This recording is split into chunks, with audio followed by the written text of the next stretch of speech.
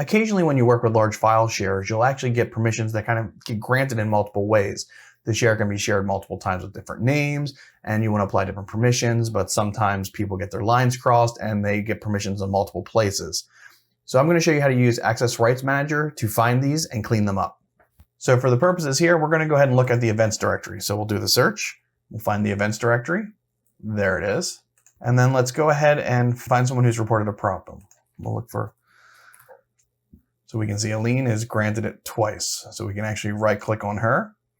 Select change group memberships. Remove the one we don't need. Put in some notes.